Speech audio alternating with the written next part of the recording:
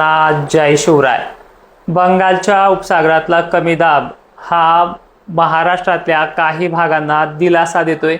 25 आणि 26 मागच्या व्हिडिओमध्ये तुम्हाला जो उल्लेख केला आहे त्या उल्लेखाप्रमाणे आजच्या 25 ऑगस्टच्या संध्याकाळी महाराष्ट्रातल्या कोणत्या जिल्ह्यांना काही प्रमाणात तर काहींना बरा दिलासा मिळू शकतो अशी शक्यता जी आपण वर्तवणार आहे मॅपच्या सहाय्याने त्या देखील भागामध्ये आपण ते पाहू शकतो। गोंदियाला सर्वाधिक जास्त फायदा तर मागच्या 2 दिवसापासून होतोय। त्या भागात काही ठिकाणी चांगला पाऊस देखील झालाय। नागपूरमध्ये जे काही भाग सातत्याने सोडले जायचे अशा भागांना तुमचा असेल वरच्या भागांना देखील याचा फायदा होण्याची शक्यता दाट आहे। आजच्या 25 आणि उद्याच्या 26 ऑगस्टला हिंगणघाटचा सुद्धा समावेश आहे। चंद्रपूरचा देखील बऱ्याच ठिकाणचा समावेश आहे। गडचिरोली देखील आहे। नागपूर वर्धा अनेक ठिकाणी आहे। सर्वदूरची व्याप्ती या दोन्ही जिल्ह्यांना नाहीये, पण अमरावती वर्धा वगैरे भागांना आज संध्याकाळपर्यंत चान्सेस भरपूर आहेत। आजची आणि 25 आणि 26 तारीख ही ह्या जिल्ह्यांसाठी पोषक ठरू शकते।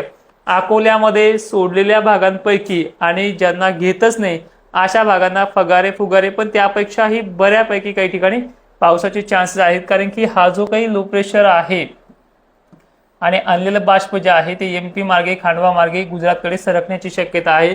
गुजरातपर्यंत जाऊन ते निवडू शकतं, पण जाताना हे जे काही त्याचे टार्गेट एरिया आहेत, अकोला असेल, बुलढाणा जिल्हा असेल, खामगाव आहे, निळ्या रेषेखाली थोडं भागभर आहे, म्हणजे भोकरदन, जाफराबाद, कन्नड, सिल्लोड, इकडे मलकापूर, बोदवड, मेहकर हे जे काही लाल रेषेखाली आणि निळ्या रेषेखाली येणारी शक्यता आहे ती बरी पाहायला मिळते।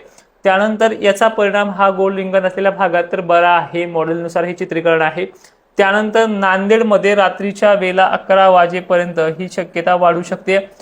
लातूरचा देखील काही टार्गेट एरिया आहे, अहमदपूर, उदगीर, सावंतवाडी आणि अशा देलगूर परिसर, रेणापूर परिसरामध्ये शक्यता आहे। सर्व दूर नाही, पण काही गावखेड्यांना इथे फायदा होण्याचे चान्सेस आहेत।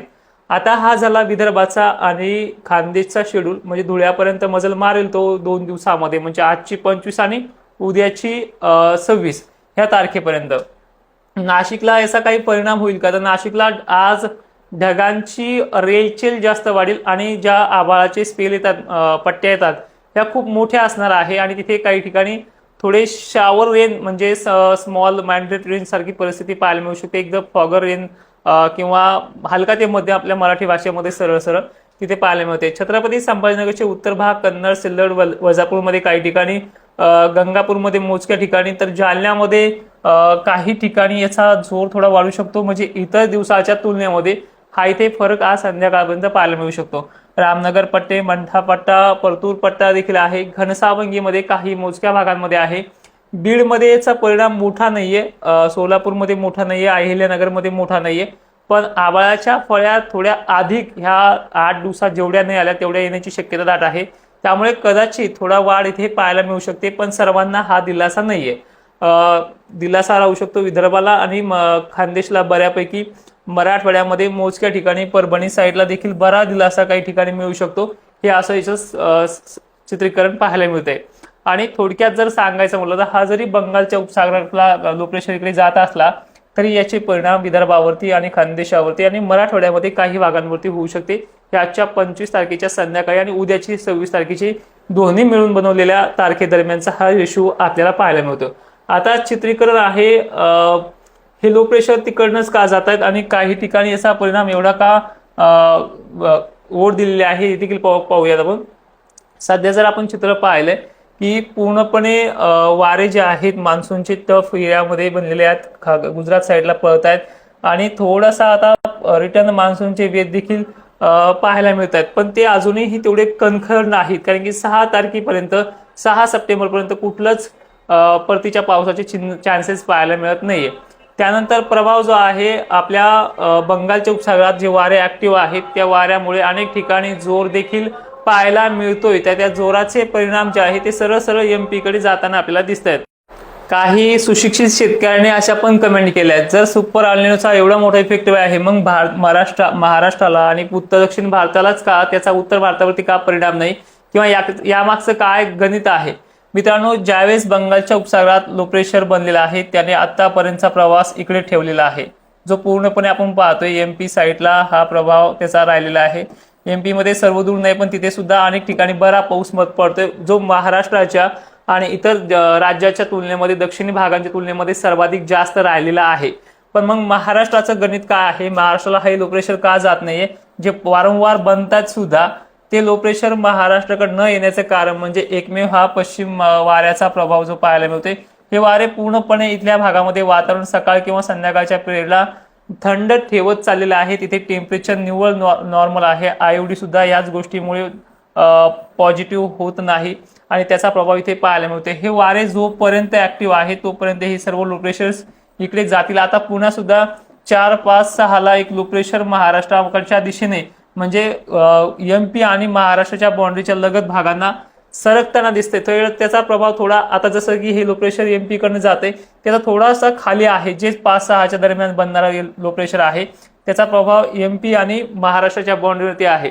त्यामुळे कदाचित या लो प्रेशरमुळे हे चित्र थोडंसं पालटू शकतं। खानदेश आणि विदर्भाला त्याचा सर्वाधिक जास्त फायदा होण्याची शक्यता आहे, पण तारीख थोडी लांब आहे, 4, 5, 6 सप्टेंबर पर्यंत। त्यानंतर आताच्या कालखंडामध्ये म्हणजे 25च्या आणि 26च्या दरम्यान मध्ये जी सुरुवात होते खानदेश, विदर्भ आणि मराठवाड्यामध्ये काही ठिकाणी, तर ह्या सुरुवातीला थोडीशी गती 29 तारखेला आणखीन मिळू शकते, 29, 30, 31 ला, पण याच्यामध्ये तेवढा जोर नाही। त्यामध्ये फक्त काही गावखेड्यांना दिलासाच मिळू शकतो, जीवदान मिळू शकतं, सर्वदूर ते जीवदान पण नाहीये। JFS मॉडेलनुसार 4-5 दरम्यान जे बनणारं लो प्रेशर आहे हे अजून तरी टिकाऊ दिसते, जे विदर्भ आणि खानदेशच्या बाजूने जाताना आपल्याला पाहायला मिळते। पण त्या लो प्रेशरमुळे अजूनही त्याचा प्रवास ठरलेला जरी नसला तरी त्याचा आणखीन परिणाम हा खानदेश विदर्भातल्या शेतकऱ्यांना दिलासाच देणारा ठरेल, कारण की 3 दिवसापासून आपण त्याच्या पाठीमागे आहे, त्या लो प्रेशरचं पूर्ण डिटेल्स काढण्याचा प्रयत्न चालू आहे। पण सध्या तरी पाहिलं तर हिंगोली, वर्धा, चंद्रपूर, गोंदिया, छत्रपती संभाजीनगर, जालन्याच्या उत्तरी बाजू आणि खानदेश बाबतीत त्याची पॉझिटिव्ह भूमिका अजूनही चांगली राहिलेली आहे।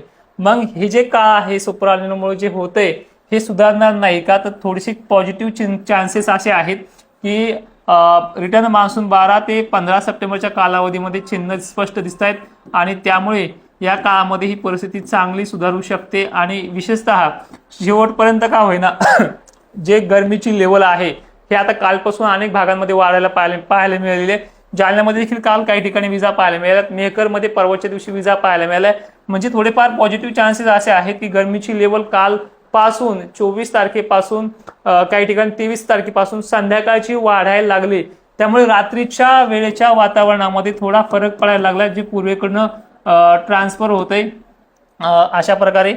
त्यामुळे जो भाग पूर्व विदर्भ आहे तो विदर्भाला कव्हर करण्यामध्ये आणि मराठवाड्यातल्या नांदेड पट्ट्यापर्यंत, परभणी पट्ट्यापर्यंत कव्हर करण्यामध्ये यश होऊ शकतं। हे 2-3 पॉझिटिव्ह चिन्ह आहेत आणि येणाऱ्या काळामध्ये गरमीची लेवल जर टिकून राहिली तर ढगांचं मल्टिप्लेक्शन कनेक्शन चालू राहील। ढगांमध्ये 80 मायक्रॉन एवढी बाष्पकणांची जाळी जी पाण्याला पोषक राहते ती बनण्याची शक्यता दाट राहते। आणि आता ह्या व्हिडिओमधून फक्त एवढी तथ्यता आहे की आज 25-26 ला काही भागांना दिलासा मिळू शकतो, जो विदर्भ आणि खानदेशसह मराठवाड्यातल्या तुरळक भागांमध्ये आहे। पश्चिम महाराष्ट्र आणि दक्षिण महाराष्ट्राला जेमतेमच पावसाची शक्यता राहील। त्यानंतर ही परिस्थिती हळूहळू थोडी सुधरत जाईल, पण एवढीही सुधारणार नाही की ज्यामुळे सगळ्याच महाराष्ट्रात विहिरीच्या वगैरे पाण्याचा हा होऊन जाईल, जो काही आपण अपेक्षा करतोय। पण आता सप्टेंबर महिन्यामध्ये ही सुधारणा पाहायला मिळते मॉडेलकडनं, ती सुधारणा आपण पुढच्या व्हिडिओमध्ये पाहूया। तोपर्यंत सर्वांना जय शिवराय।